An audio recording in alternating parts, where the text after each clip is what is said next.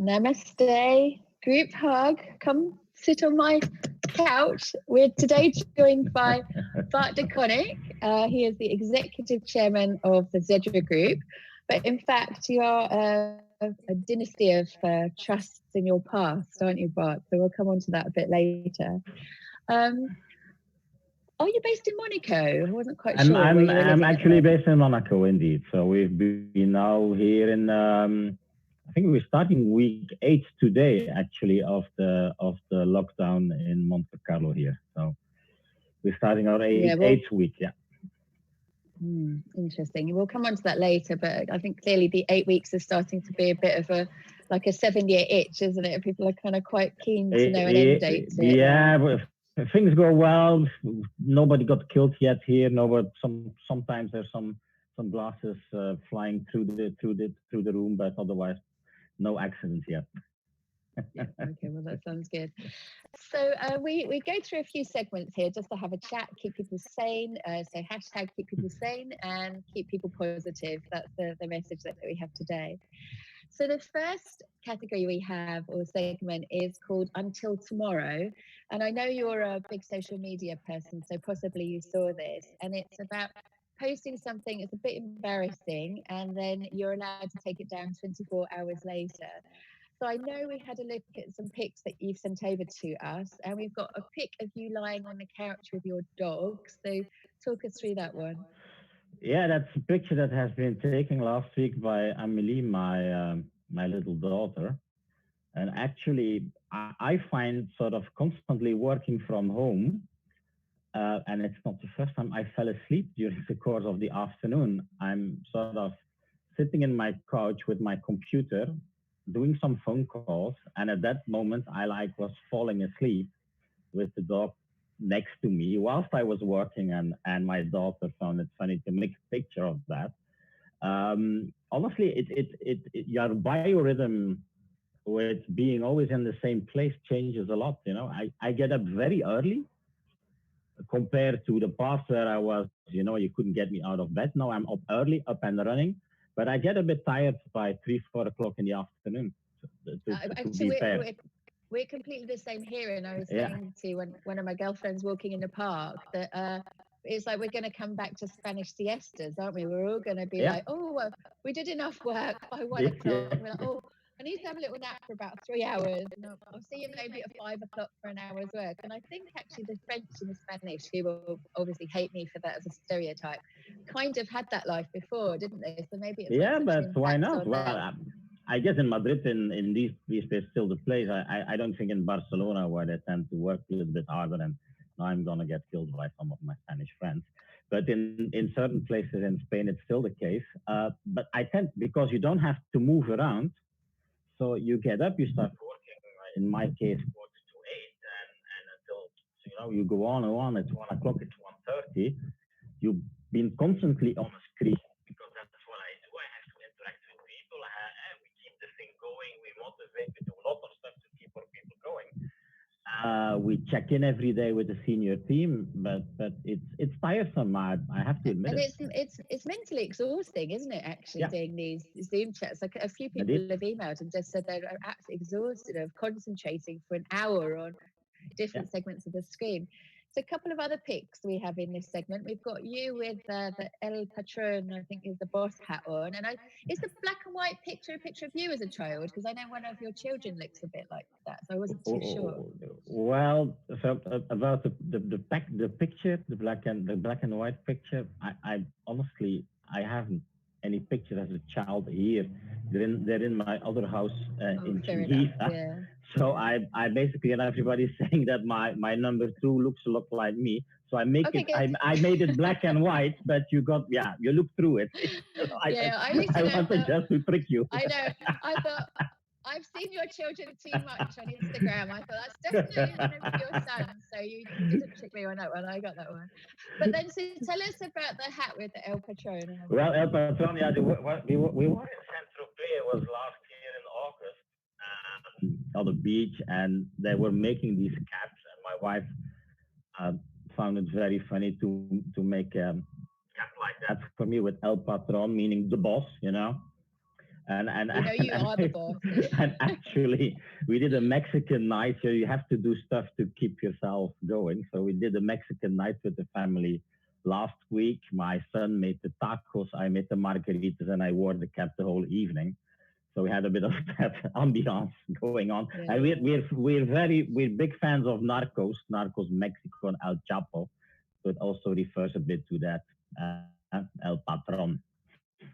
Right. Well, that's a very good lead into the next topic. So the next one is, what are you doing to stay sane? And I was going to say, I've been doing getting museum art challenges, so turning myself into a table and a chair and all sorts of stuff. But also cooking. So I did a Greek night at home, which was actually very difficult, and I learned that the Greeks love oregano Yeah. so much that I probably went through a whole packet in every dish I was doing. And then I'm doing a Shabbat night tonight. So I'm cooking a cholent, which is a huge stew. Okay. So if I put on 2 kilos by next weekend, you know what Yeah. what the reason is.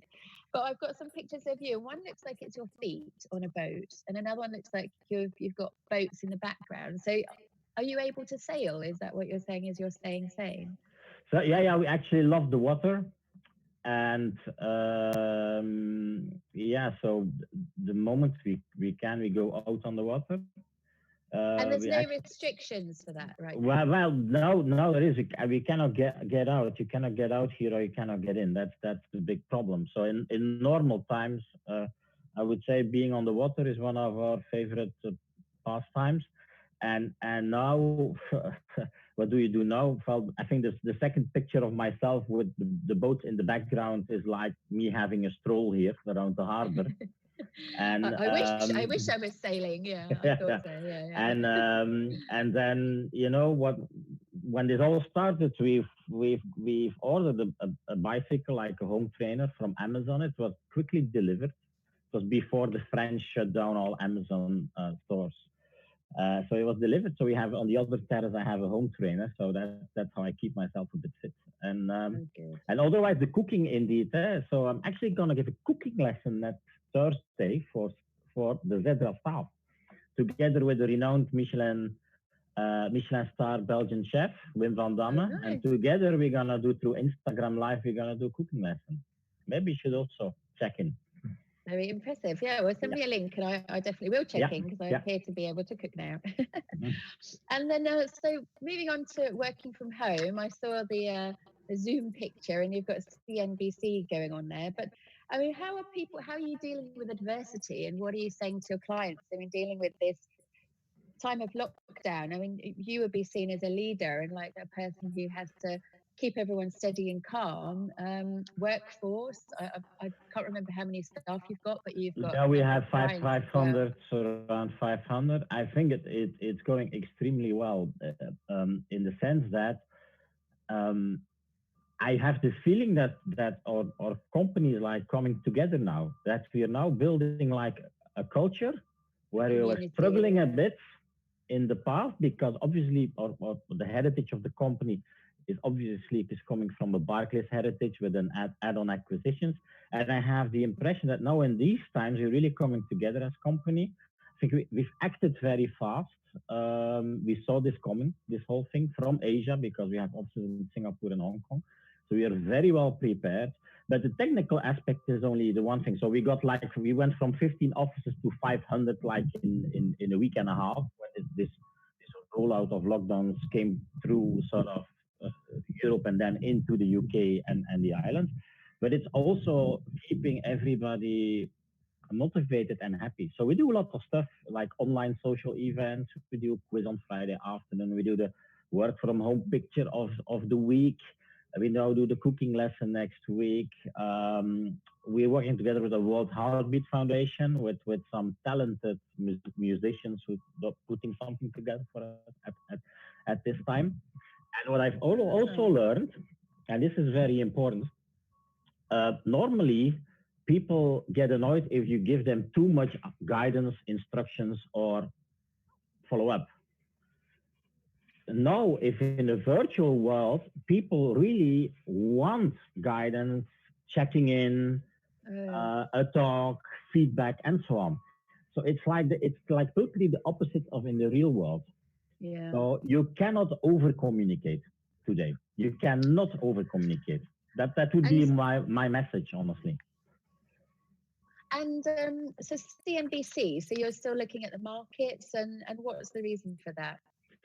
Well, first, I'm following the markets. I think it's important for our business also because we have a lot of clients who are invested. It's also important to see how whether the markets still sustain liquidity, which is still the case, although I see some problems in the bond markets. So the debt and credit markets are drying up. So that's going to be a problem if it stays like that for some of the investment funds and also for private equity, honestly, if they cannot get access to credit. And also is especially if you watch CNBC, you learn a lot about all the new medical developments out there. We've learned Gilead did some medical trials so that they failed, but there's a lot going on.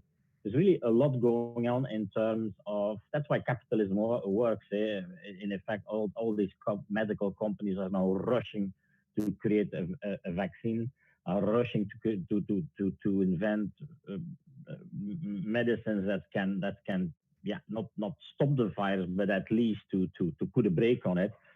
So so it's good to have that always a bit in the background, that you learn what's going on, and that you also have a view on different countries. Because what I find now today, everybody's in his own. I lost you there for a little bit, but let's move on anyway to random acts of kindness. So I found people are being a bit more, giving everyone a bit more leeway, and maybe you are with the kids or with, and things that maybe would have been like, look, you cannot do this before, and there's order and discipline. Now, like we were looking at Sophie Ellis Bextor on Instagram yesterday, and she said her kids are eating tomato ketchup sandwiches at 11:30 in the morning, watching a movie when they're meant to be doing school or something. And she was just literally like, we're just getting through this. And so how are you getting through things? And tell us maybe a bit about, I saw there's a couple of pictures of your charity and CSR, and there's a picture of you with a couple, and then we've got a picture of you on stage at an auction with what it looks like as a footballer. Yeah, this is the, I would say, the web sort of some of the things we're involved on. So the one I'm doing, the auction, is actually an auction for actually for a home for people with young dementia, actually in the place where I'm born in Kortrijk. And we do that every year. And is that Belgium? That's in Belgium, yeah. And we raise every year. We raise money there. And so these are younger people, and people that are only 55, 60, 65 years that already have dementia. And the money we raise enables them to do stuff. So I was very proud that with the money we raised last year, they actually did a theater piece in the theater of Kortrijk, which is a big theater, and there were like 1,000 people coming. So you can do with young people who have dementia, you can do a lot, and so I'm extremely proud that the money is helping there. Then the other thing is just a picture of me with Peter Bouckaert. He's the emergency director of Human Rights Watch, and Christine Ocran, the lady, she's the famous French journalist and also Human Rights Watch activist. I'm sure a lot of people from France, Belgium, Luxembourg who are watching, also Switzerland, know Christine Ocran. She was the leading lady. Like you have your David Dimbleby in the UK, she's like the David Dimbleby of France, basically. And also Human Rights Watch activist. And so me and my wife are very much involved in the Human Rights Watch committee in Geneva also. So basically exposing a violation of human rights, wherever they happen in the world, and we are totally apolitical. If it's happening in the UK, we're also going to tell it. If it's happening in the US or Saudi or whatever, we're just, if you infringe on the Charter of Human Rights. And basically what we do, we basically investigate. We send in people in a country, sometimes undercover. Then we report about it, we expose people, and then we try to change. And often by doing the report, we get access to politicians, and they get so scared that are willing to change some of the practices. And then we take that also on board in our reports. Oh, well done. And congratulations for Yeah. doing that. So moving on to the advice segment, and we had a little chat before we started, which is there's a couple of, well, generally I would like to hear what you think about advising people at the moment, clients, but also there's a couple of bits of news out, which was the OECD saying that they will not give any handouts or rescue plans to companies who are registered offshore. So would you want to talk me through that briefly? Yes, well, that's a general guideline from OECD, but like Sweden already put that in practice, where any company which has shareholders or even subsidiaries offshore will not be eligible to any handouts. Belgium also decided the same this week, and I think Netherlands is on the same track. So that this is what I know in terms of implementation. Yeah, it's obviously an indiscriminate measure. As we know, offshore these days is often used in the right way, always in the right way, often not anything to do with taxes, huh? Pure transparency. So I have a problem understanding that. So what will be the impact of that? I mean, will that affect a lot of companies? Like, because often big organizations and people don't understand actually do Yeah, have subsidiaries, don't they, offshore? So even high street stores and well, all this kind of indeed, but thing. I'm sure if you look at a company like British Airways, they're bound to have a subsidiary in Cayman only for operational purposes, even, you know. So So how do they British Air, differentiate? Yeah. yeah, how are they going to differentiate? How, are they not going to help British Airways? Well, I'm not so worried about it in a certain way. I'm worried about something different. I see all this money slashing around, and it tends to hit the big companies, and I'm very worried about the small businesses everywhere. And you know, the small businesses often the paperwork is too complicated. If you've seen in the US that the money that was intended to go to small business suddenly end up at the Harvard endowment and in some big listed businesses, I think we're doing the wrong stuff here. We have to keep the backbone of our economy going, and that's small businesses. So you may very well end up here after if we get through this with all the big companies still very much alive because they got a bailout, but because of the duration of this and the lack of government intervention, with small companies obliterated. Your small restaurant, your hairdresser, your Yeah. local shop, and that's where I'm more worried, and that's where I think Yeah. most governments have it wrong today.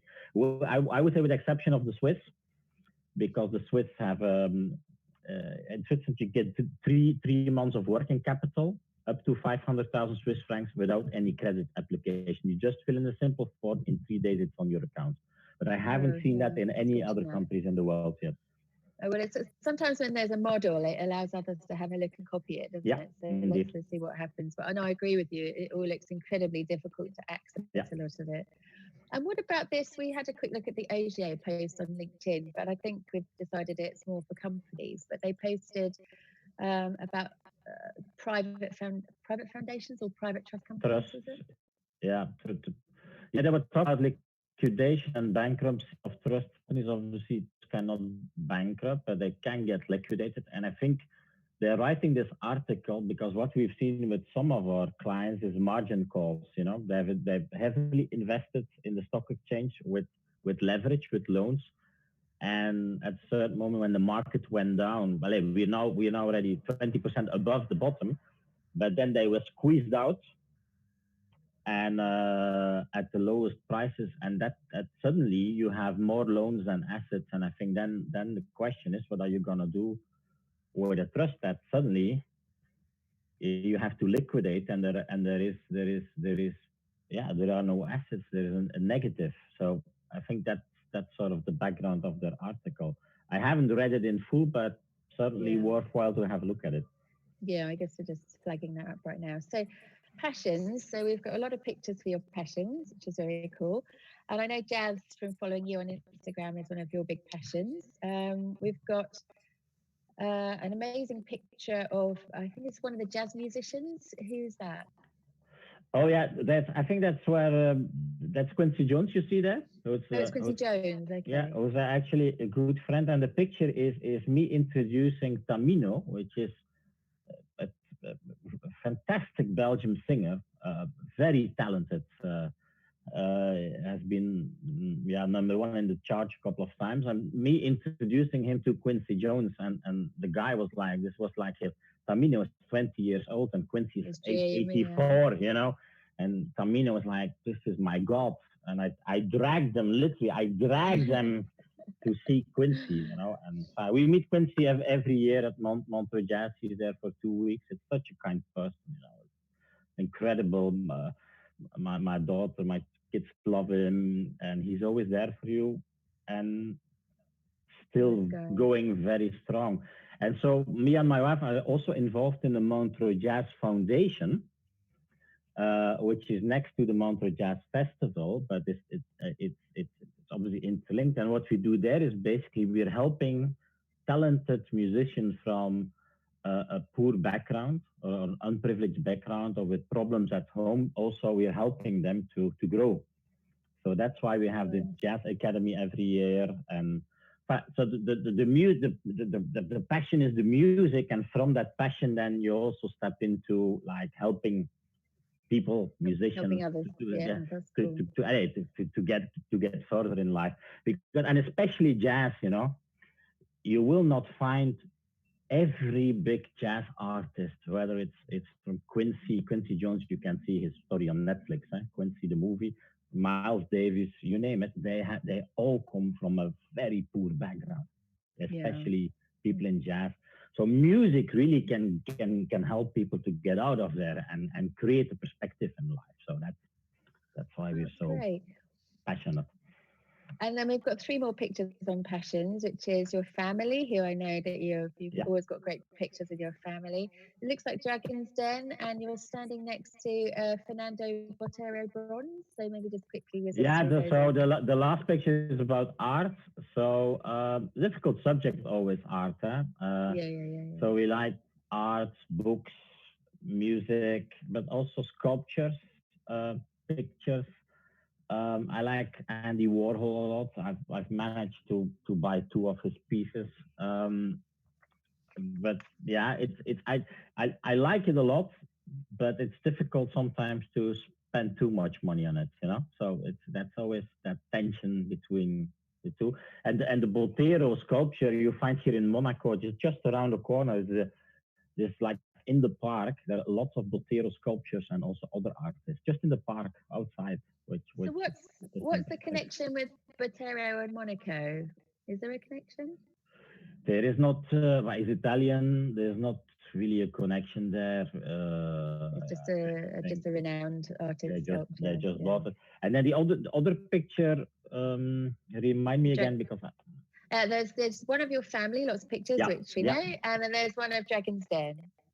Yeah. So but that's also doing stuff. You know, I'm sort of like I always say as a CEO and now as a chairman, I'm like more an entertainer than anything else. And you know, when I was young, I was a DJ, and then I do the Belgian version of Dragon's Den on television, which gives me a lot of pleasure to do, and it's a lot of fun. So entertainment, you know, and that's why we also do in that context every night at 7:00 here in Monaco. The whole neighborhood comes together on the balconies. We sing national... this is our next slot, which is the location. So we saw the picture of is that your children being pictured on?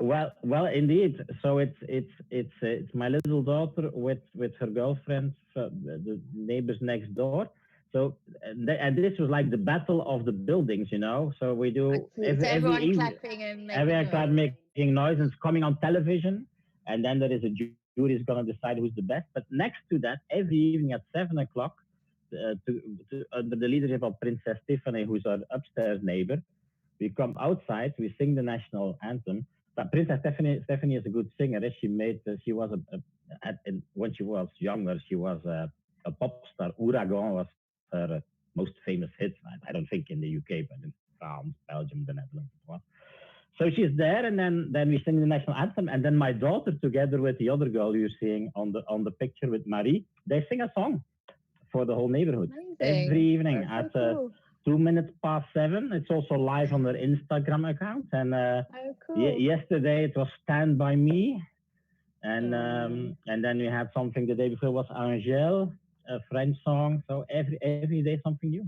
And oh, that's it's also amazing. a Yeah. way to create a bit of community, bring the people to, Yeah.